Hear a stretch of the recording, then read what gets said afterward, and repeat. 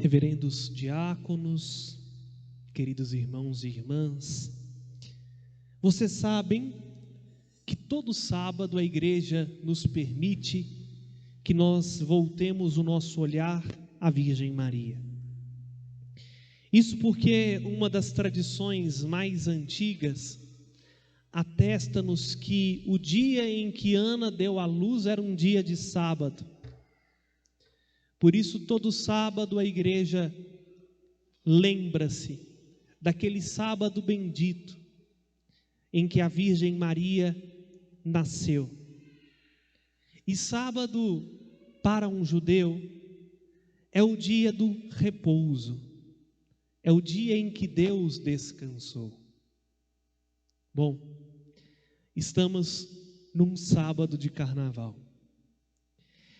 E muitas eram as opções que você tinha para fazer neste sábado. Aposto que teve gente que te chamou para ir para churrasco, outros para ir para um bloquinho, outros para ir para gandaia, não é verdade?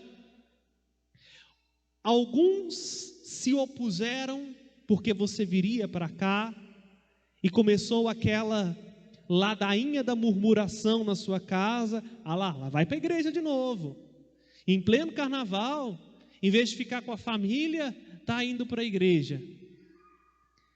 A boa notícia que eu trago a você é que hoje é o dia do repouso de Deus. Não porque Deus está descansando. A Escritura nos diz que Ele não dorme nem cochila, mas porque Ele quer dar a nós o descanso das nossas fadigas. Você escolheu a melhor parte, e esta não lhe será tirada. Agora, para receber este repouso que o Senhor quer te dar, esse descansar, Porque o repouso não é simplesmente ficar deitado. Às vezes, quando nós estamos deitados, não descansamos o coração, porque a nossa mente está preocupada com tantas coisas, e às vezes o nosso corpo está tão fatigado de tantas tarefas, e aí vem as dores. A turma que já passou 200 e entende melhor ainda que o padre está dizendo, que você pode passar horas e horas deitado que não tem o descanso do coração. Agora, quando o nosso coração descansa de fato, pode ser 5 minutos e a gente sai revigorado. A promessa que Deus tem para nós nesta liturgia, meus irmãos e irmãs, é uma promessa de descanso. E para descansar em Deus, nós precisamos olhar para a Virgem Maria. O descanso de Deus para a humanidade tem nome, e o nome é Maria. Quando nós olhamos para Nossa Senhora, nós aprendemos tudo o que é necessário para fazer a vontade do Senhor. E vejam, enquanto eu vinha da serra para cá, foi a oportunidade que eu tive de ruminar um pouco os textos bíblicos. Heloísa veio comigo, ela não me deixa mentir. Desde manhã, numa luta da missão, ainda nem tive a oportunidade de almoçar. E aí, quando eu escutei os textos bíblicos pela missa que o padre Wagner estava celebrando lá na Serra da Piedade, pelo rádio, eu fiquei pensando com meus botões, o que esta liturgia tem a ver com Nossa Senhora? O que eu fui arrumar, sabe, diácono? Podia ter ficado no tempo comum, normal, porque aí a gente fazia uma homilia a partir dos textos bíblicos, mas o padre cismou de celebrar Nossa Senhora, E o Espírito Santo foi me mostrando algo muito interessante nesse caminho de Caeté até aqui. Porque o versículo 6 da primeira leitura que nós escutamos da carta aos Hebreus, ele é como que, vou fazer uma divisão meio estranha para vocês entenderem o que o padre quer dizer. Desconsidera o versículo 1, que é a tese. A fé é o fundamento da esperança. é a certeza, é a convicção acerca daquelas realidades que não se veem. Do versículo 2 ao versículo 7, que nós lemos hoje, o 6 dá uma espécie de conclusão. Então eu ousaria dizer que ele é o centro, mas não é porque está no meio, mas é porque ele traz a compreensão do que é esta fé.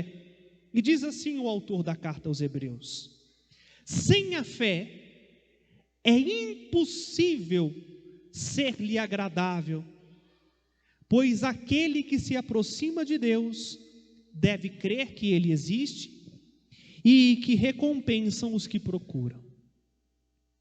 Grava bem isso no seu coração. Sem fé não dá para fazer a vontade de Deus.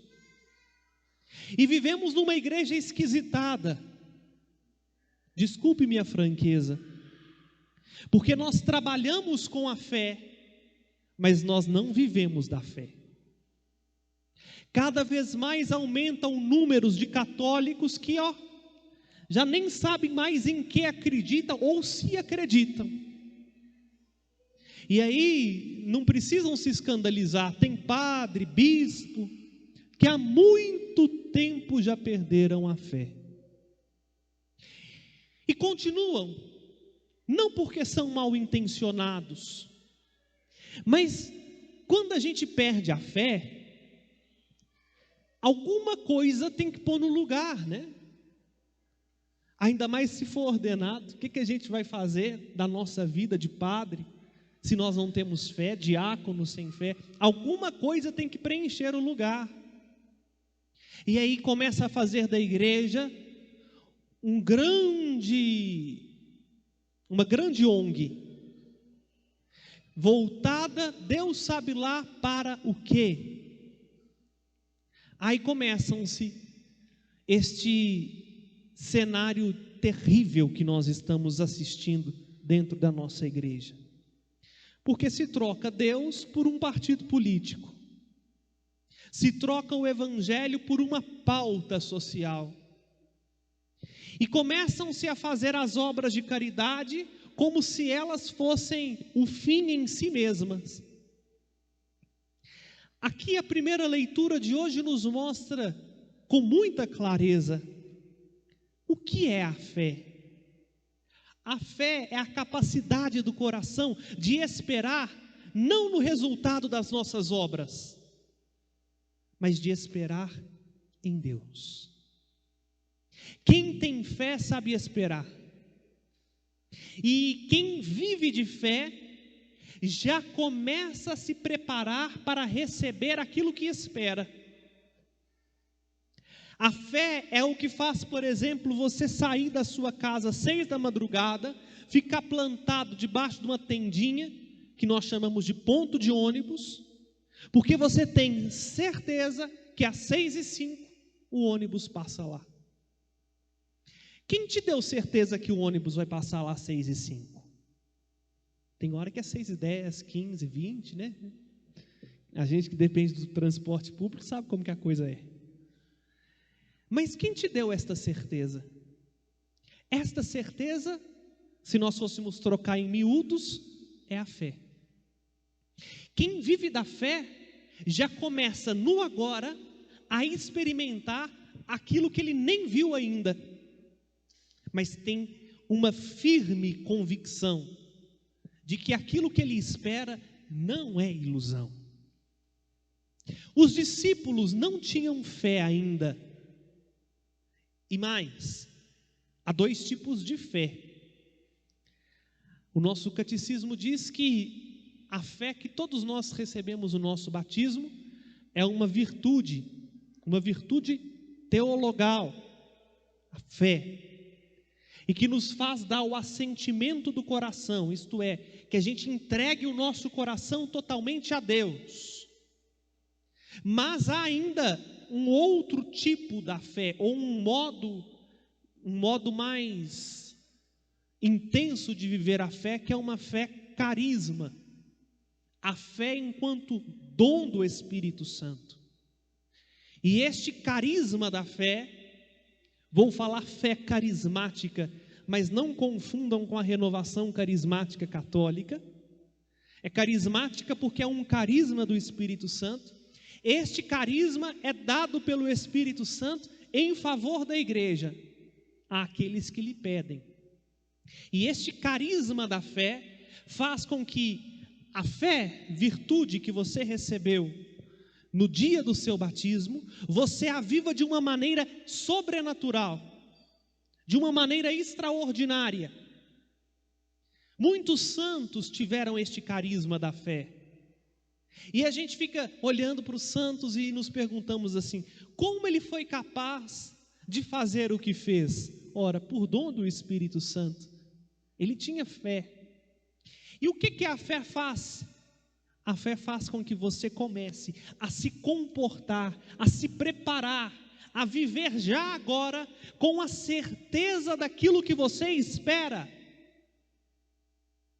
Por que Bento XVI estava coberto de razão ao dizer que o problema da igreja atual não é um problema moral e nem muito menos são os escândalos? Porque Bento XVI viu como a igreja se comporta e disse: o problema da igreja atual é que a igreja perdeu a fé. A gente não comporta como quem acredita. A gente não espera aquilo que nosso Senhor nos prometeu. Enquanto estamos aqui, nos nossos grupos de oração, nas nossas pastorais, nos momentos de retiro como esse, a gente fica até entusiasmado, mas passou 2 quarteirões aqui da escola, a gente começa a viver como se Jesus nunca tivesse existido, ou que se isso aqui fosse uma filosofia de vida, tivesse apenas uma lição de moral. Aí começamos a dar ouvidos ao diabo, que vai sussurrando na nossa orelha assim: ah, faz, bobo, está todo mundo fazendo, deixa de ser besta, você está no século 21, vai ficar dando ideia porque esses padres andam falando por aí? Ah, não tem nada a ver, você é jovem, você tem que curtir a vida é uma só, aproveita. E a gente entra na onda, né? E vai, alegre e sorridente. Como a gente não vive da fé, aí a gente começa a viver de fofoca, a língua não cabe na boca, aí eu preciso falar do que eu sei, do que eu não sei, e se eu não sei eu invento, e se eu sei eu aumento, e vou fazendo um inferno da vida dos outros, com a língua que eu não consigo colocar dentro da boca.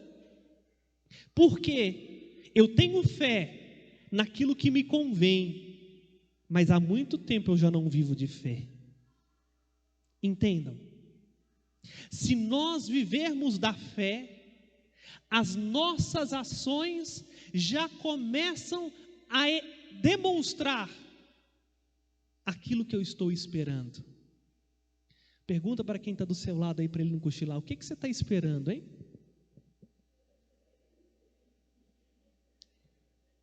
O que ele quer aí da vida? Sabe por quê? Porque tem muita gente que já não espera mais nada, né? Vive simplesmente a teoria do Zeca Pagodinho: deixa a vida me levar.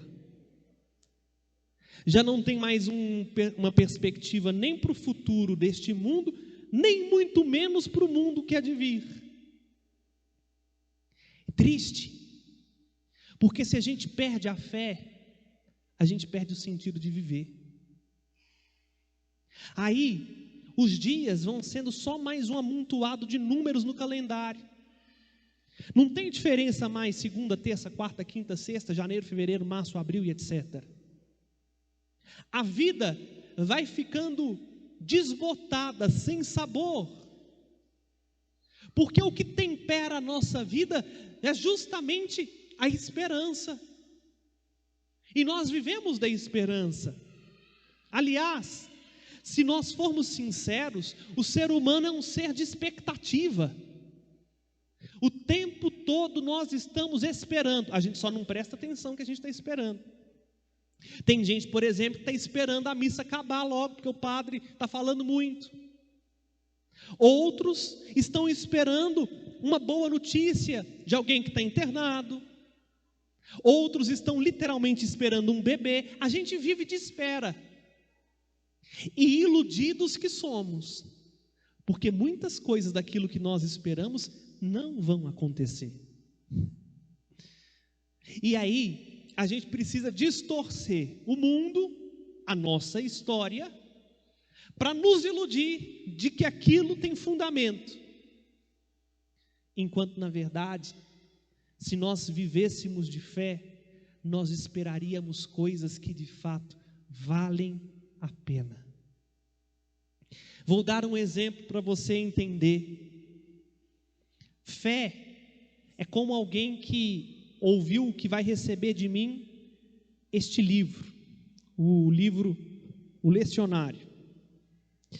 Não está ainda com você, é como se eu fosse dar ao diácono Júlio o lecionário, para você, presente. Não entreguei ele ainda, mas ele já abre as mãos, na expectativa de receber e de acolher este livro. Entendem o que é viver de fé? Aí quando a gente vive de fé, a gente já começa nas pequenas coisas do dia, aí fazendo diferente, e aí deixando rastros daquilo que a gente está esperando. Por que eu disse agora há pouco que os discípulos de Jesus não tinham fé ainda? Porque ontem vocês ouviram a liturgia, e Jesus fez um anúncio que até hoje nos incomoda, e olha que nós sabemos o final da história, imagina para eles que não sabiam ainda. Jesus anunciou a sua paixão, e anunciou a paixão dos seus discípulos, porque o Evangelho, Jesus disse ontem, se alguém quer me seguir, renuncie a si mesmo, tome a sua cruz e venha atrás de mim. É a nossa paixão. Porque que é coisa mais doída do que abrir mão de nós mesmos? Dos nossos sonhos, das nossas vontades, dos nossos projetos? Mas por que os discípulos não tinham fé? Porque a fé é a certeza daquilo que não se vê.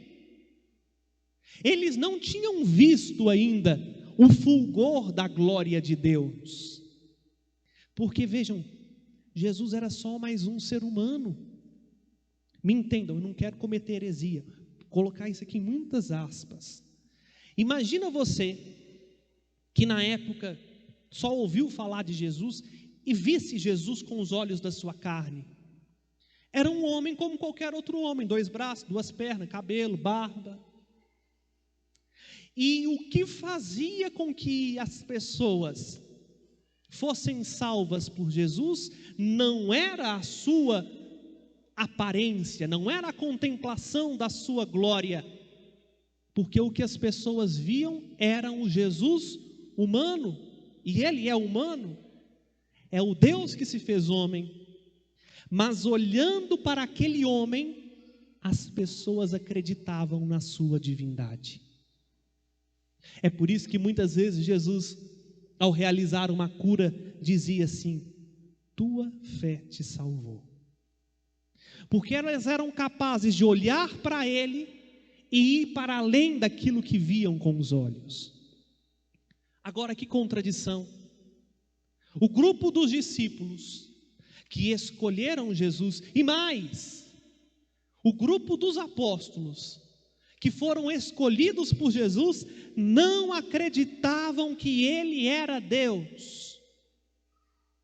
Porque quando a gente olha os outros evangelhos sinóticos, sobretudo Mateus, nós vamos perceber que depois que Jesus faz o primeiro anúncio da paixão, começa o burburinho, o diz que me diz. Mas peraí, como assim? Morrer? Não. Cruz é coisa de criminoso. Cruz é coisa de que não vale nada. E o próprio Pedro, capítulo 16 do Evangelho de Mateus, diz que isso nunca te aconteça, Senhor. Os discípulos não tinham fé. Por isso que nós ouvimos hoje a continuação do evangelho de ontem. Para que os discípulos creiam, Jesus chama 3. Eu tenho uma tese, e é minha, então, desculpa citar o autor, que Jesus chamou os 3, não é porque gostava mais desses 3, é porque eram os mais difíceis, eram os mais cabeça dura do grupo. Pedro, Tiago e João. Interessante, olha que coisa.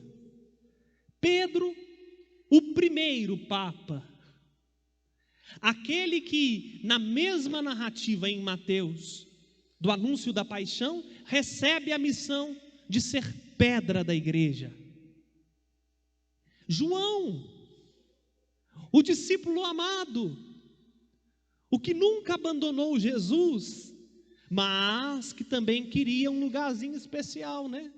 Vale lembrar que pediu a mãe dele para chegar lá perto de Jesus, dizendo: dá um lugar, um à direita, outro à esquerda. E Tiago, o que ficou responsável pela igreja de Jerusalém. Os 3. Minha tese é de que eram muito cabeças duras, muito tinhoso. Porque quando a gente tem uma pessoa difícil, a gente não bate de frente com ela não, sabe? A gente precisa pegar pela mão com paciência e levar para o cantinho, para que ela faça a experiência e ela entenda o que você está querendo dizer. Porque senão você vai ficar como antipático, como ruim, e o negócio não vai resolver. Jesus chama os 3 para fazer uma experiência, subir a montanha. Disso agora eu entendo bem. Subir montanha é fácil? É?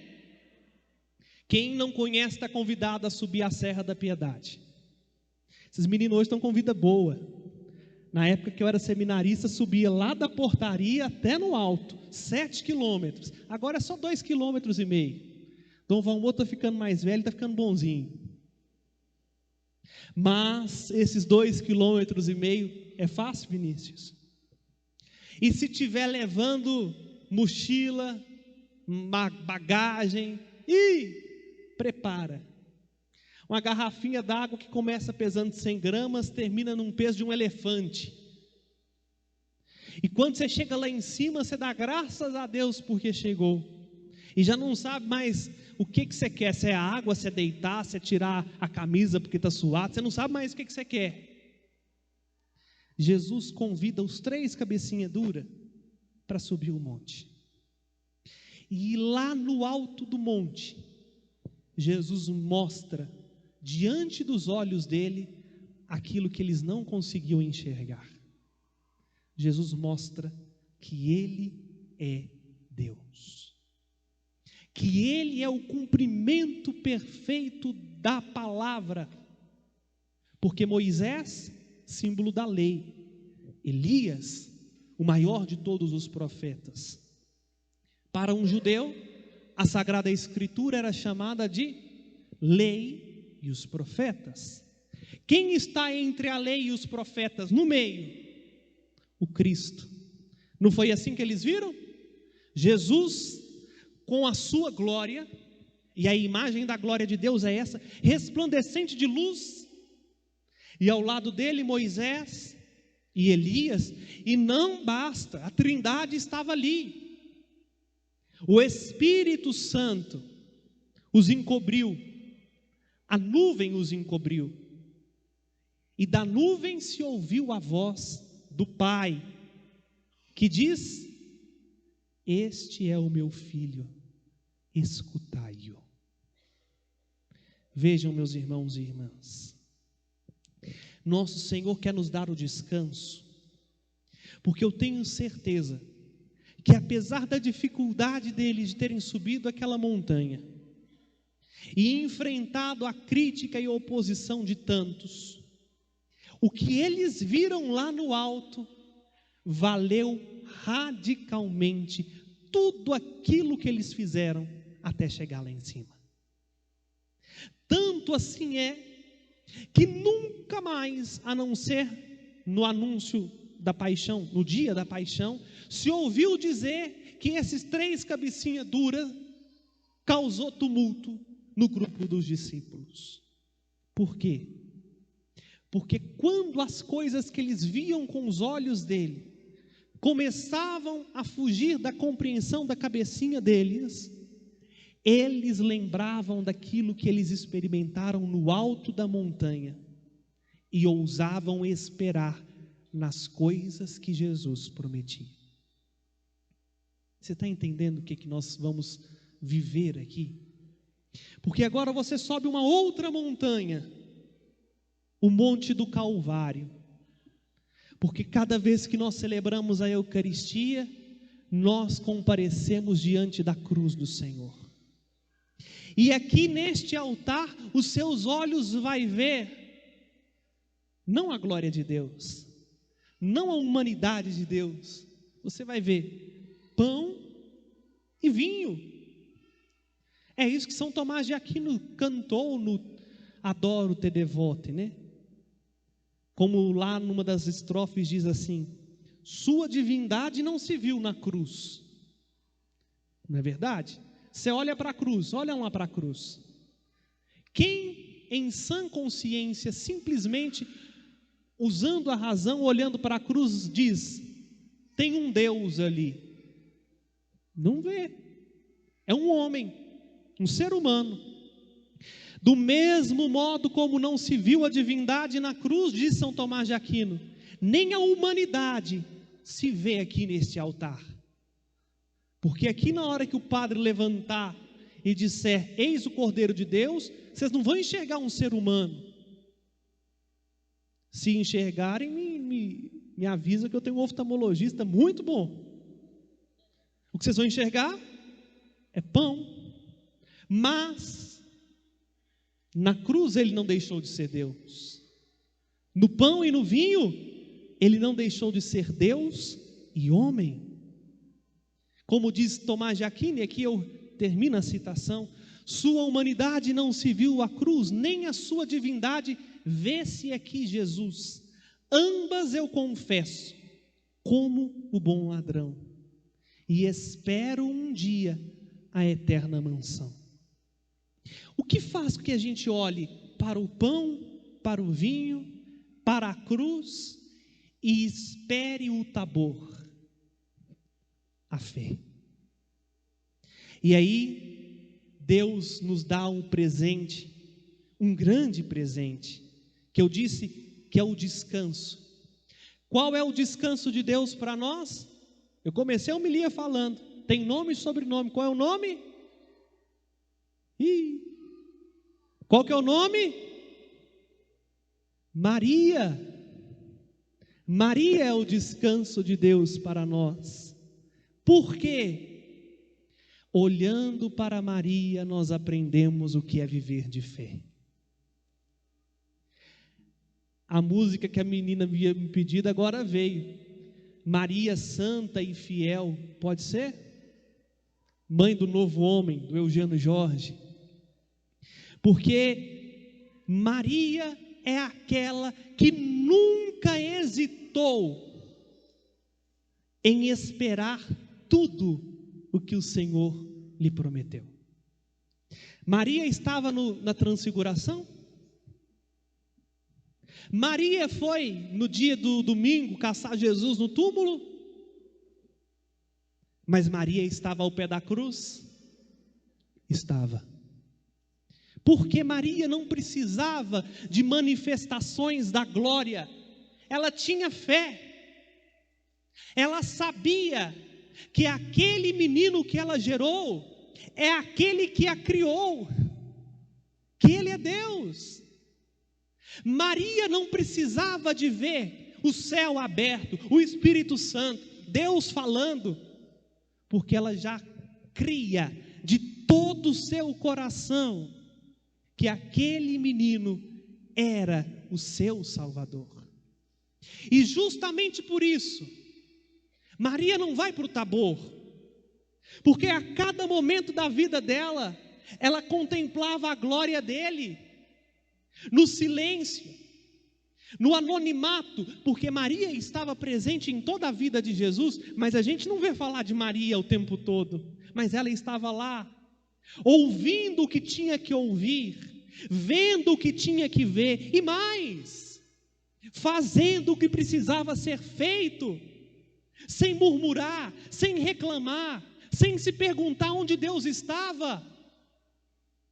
Maria tinha tanta fé, que nos atesta João, que quando todos os que se diziam discípulos dele, todos os amigos dele deram linha, ela foi a única que permaneceu de pé, ao pé da cruz, esperando contra toda desesperança.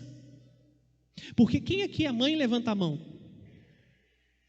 Mamães, uma pergunta: se você visse o seu filho na mesma situação que Maria viu o filho dela, qual seria a sua reação?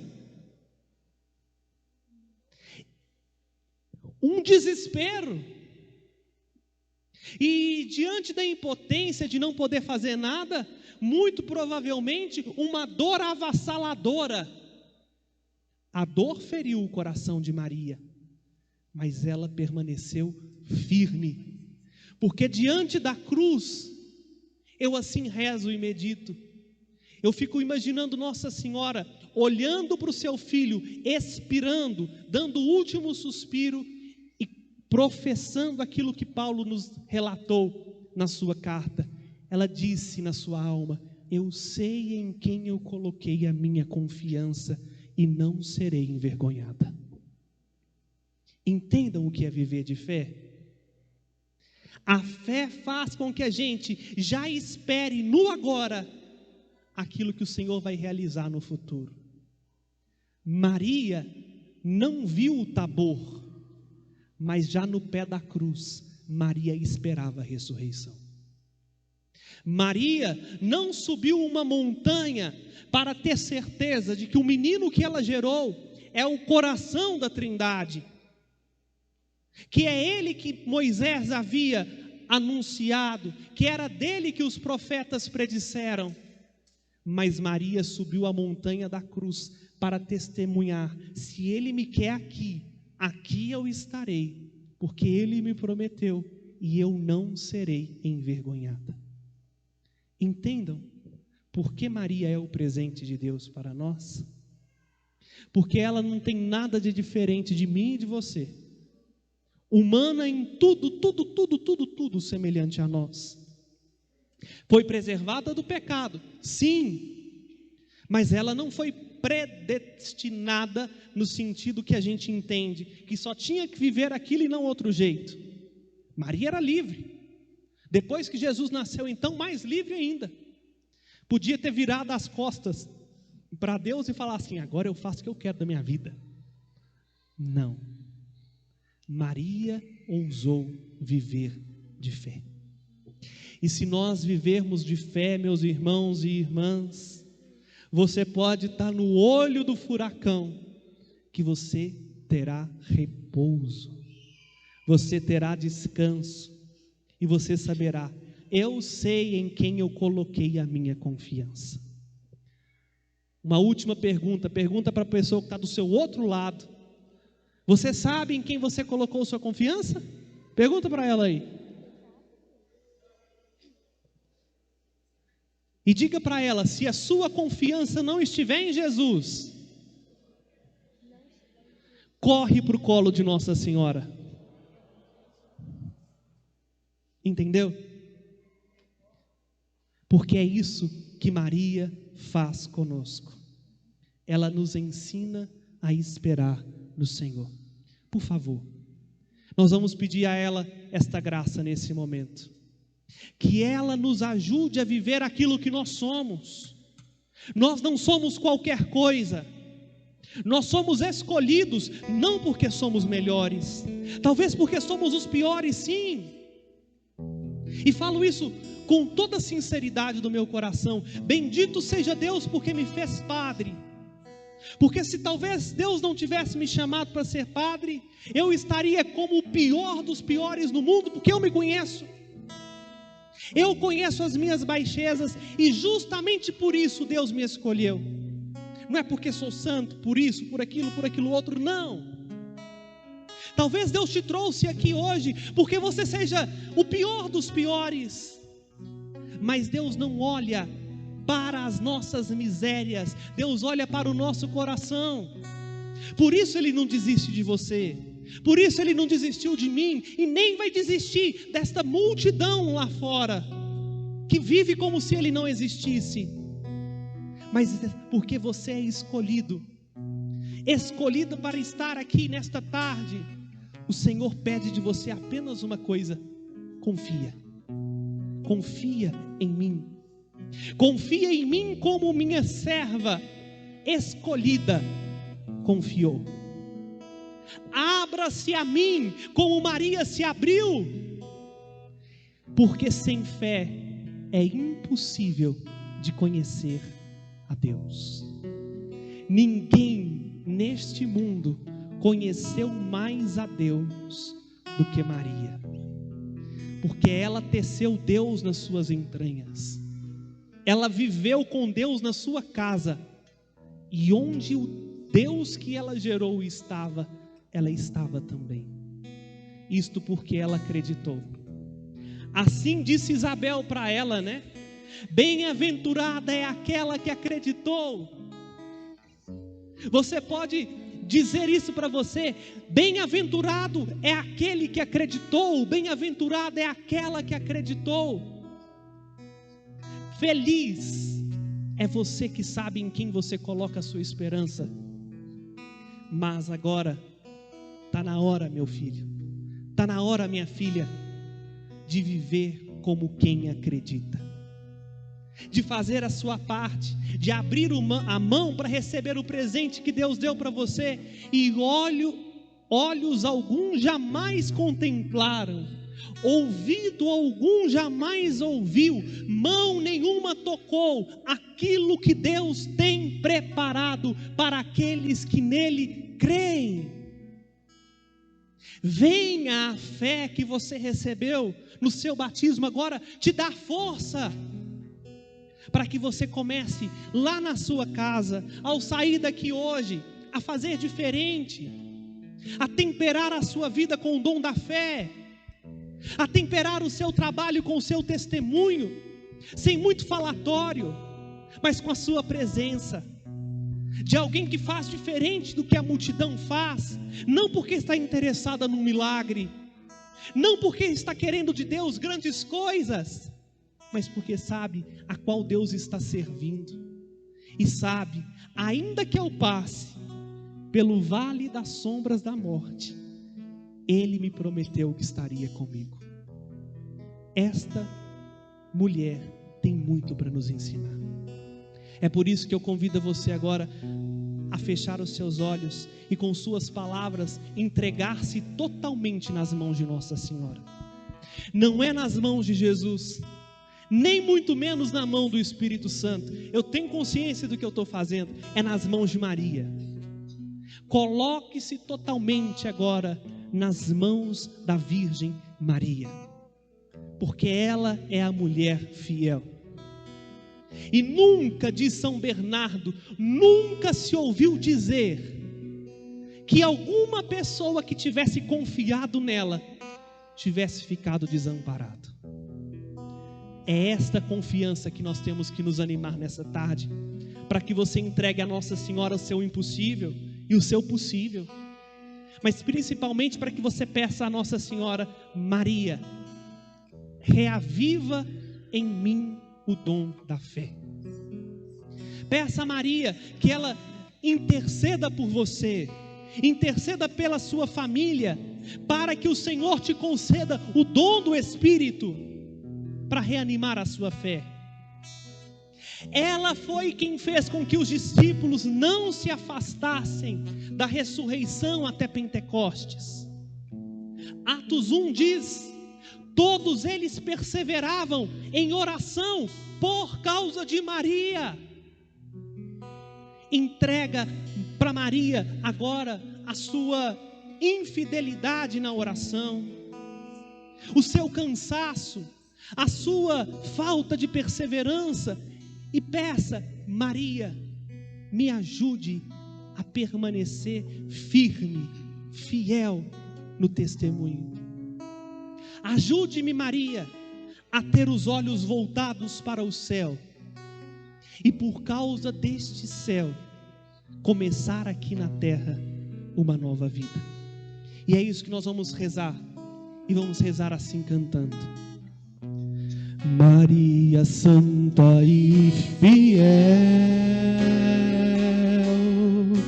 ensina-nos a viver como escolhidos, olhos voltados para o céu, e por eles construir a nossa vida. Mais uma vez, Maria Santa e fiel, Maria Santa e fiel, ensina-nos a viver como escolhidos, ensina-nos a viver como escolhidos, olhos voltados para o céu, e por ele construir a nossa vida. a nova vida. Senhor, eu imponho as minhas mãos na autoridade do sacramento da ordem e peço, por intercessão de vossa Santíssima Mãe, reaviva o coração dos teus filhos e de tuas filhas no dom da fé. É verdade, Senhor, muitos deles estão cansados, muitos se fatigaram por causa das lutas, das frustrações, das decepções que enfrentaram, mas reanima neles, Senhor, o dom imensurável da fé, porque eles só serão capazes de te agradar com uma vida santa, se viverem da fé. Senhor, destrona da vida dos teus filhos todo racionalismo que impede que eles creiam mais em ti do que neles mesmos. Arranca da vida dos teus filhos o germe da incredulidade, da descrença, para que possam eles assumir para valer a vocação a qual foram chamados. Ajuda-os, Senhor, a saírem desta montanha que é o teu Calvário, com um coração tranquilo, porque descobriram onde está o refúgio, onde está a segurança. E o nosso refúgio, a nossa proteção, a nossa segurança és tu, Jesus. Por intercessão de Maria, Senhor, cele no coração dos teus filhos o dom da fé e dá-lhes uma fé viva, uma fé expectante, uma fé ousada, uma fé destemida, capazes de fazer-lhes testemunhas suas em Nova Lima, em Belo Horizonte, nos confins da terra. Dá-lhes, Senhor, a fé, e isto será o bastante. Que desça sobre eles, Senhor, o dom da fé, por intercessão daquela que o Senhor escolheu por mãe e que o Senhor nos deu como mãe. É isso que te pedimos, Jesus. Pedimos por intercessão de Maria, e a vós, ó Senhora, Rainha dos anjos, soberana dos santos, modelo de cristã, roga por nós, para que sejamos capazes de esperar, de confiar, de testemunhar, agora e para sempre, as promessas de nosso Senhor Jesus Cristo. E assim, Senhor, por intercessão de Maria, cele neles o dom da fé. Em nome do Pai, do Filho e do Espírito Santo. Eu convido você a ficar de pé e a saudar Nossa Senhora com essa canção desde o início, singela, doce, pura, e olhando para ela, pedir: ensina-me, Maria, a viver como escolhido. Singela, doce, pura, Maria de José, Maria de José, Mãe terna escolhida, Mãe terna escolhida, és mãe leal da fé. e bem bonito cante, seu nome é Maria. Seu nome é Maria de Deus.